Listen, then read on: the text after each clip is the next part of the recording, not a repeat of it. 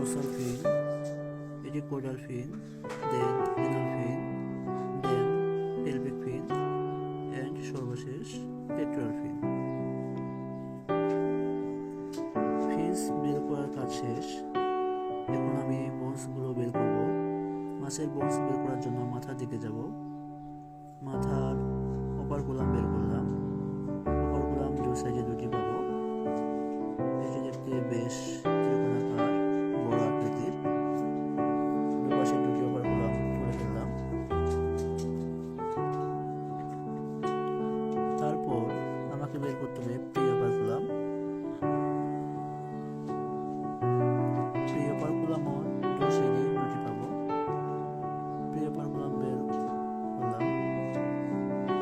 Pre অপারকুলাম বের করার পর যেটি পাবো সেটি হচ্ছে ক্লাইথেরাম।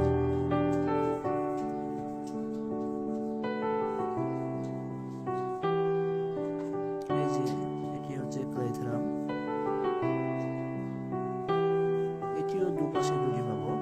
ক্লাইথেরামও দু সাইডে দুটি পাওয়া যাবে, অর্থাৎ মাছের প্রতিটি বোনস জোড়ায় জোড়ায় পাওয়া যাবে। মাছের মাথার যতগুলো বোনস পাওয়া যাবে প্রতিটি বোনসে আমরা দুটি করে পাবো।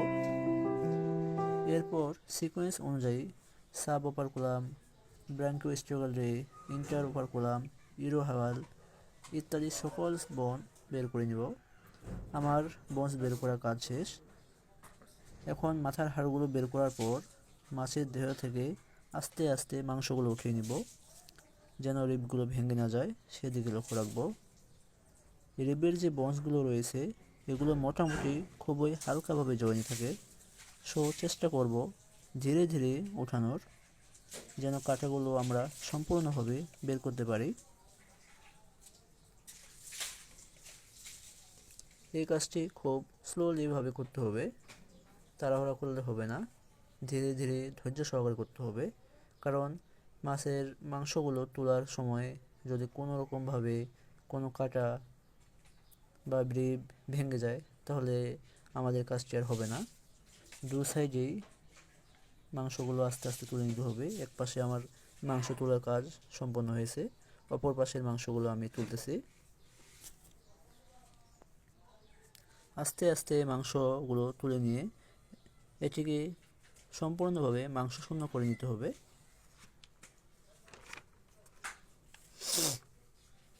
মাংস তোলার কাজ চলতেছে এখনো। সুন্দরভাবে ধীরে ধীরে মাছের সব মাংসগুলো তুলে ফেললাম।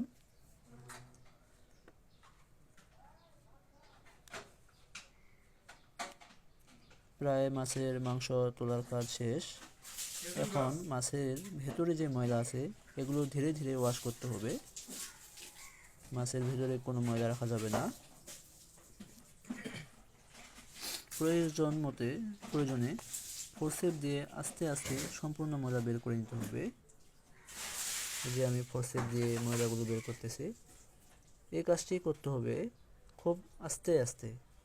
মনে রাখতে হবে এখানে তাড়াহুড়া করলেই কোনো রিব বা কোনো কিছু ভেঙে গেলে আর কাজটি শেষ পর্যায়ে আসেও সম্পন্ন হবে না।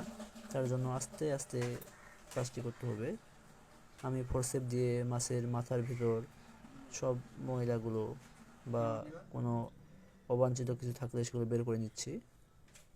নিডল দিয়ে ওই কাজটি করা যায়। আমার কাজটি প্রায় শেষের দিকে। ভিতর থেকে ভালোভাবে ওয়াশ করে নিব। প্রয়োজনে পানিতে বারবার ডুবিয়ে বা ভিতরে পানি দিয়ে হাত দিয়ে পানি দিয়ে ময়লাগুলো বের করে নিব। প্রতিটি বোনস থেকে মাংসটা আলাদা করে নিতে হবে, না হলে আবার শুকালে গন্ধ বের হবে। ভালোভাবে পানি দিয়ে ওয়াশ করে নিতে হবে।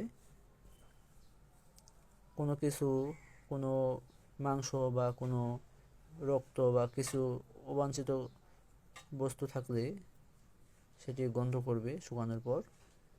তাই ভিতরে সব কিছু আস্তে আস্তে করে বের করে নিতে হবে। আমি প্রায় ফোর্সেপ দিয়ে সকল ময়লাগুলো তুলে ফেললাম।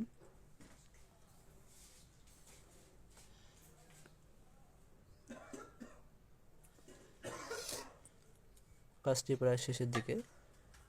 বারবার পানি দিয়ে ধৌত করে নিতে হবে।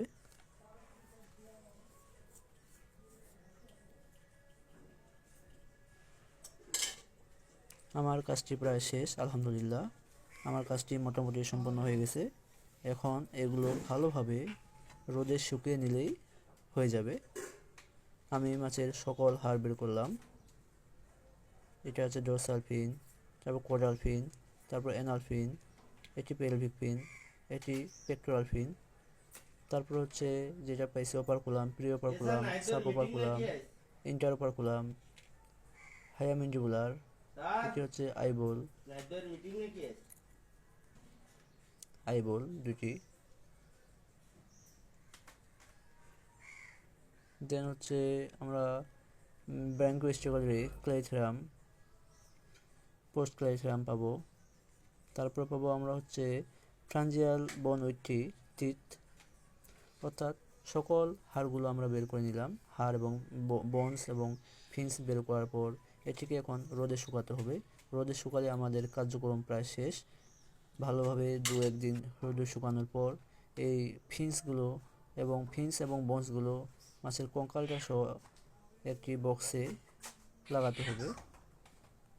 সকল হাড়গুলোর নাম সহ আইডেন্টিফিকেশন করে বক্সে সুন্দরভাবে লাগানোর কাজ করলে আমাদের ফিশবোন তৈরির কাজটি সম্পন্ন হয়ে যাবে।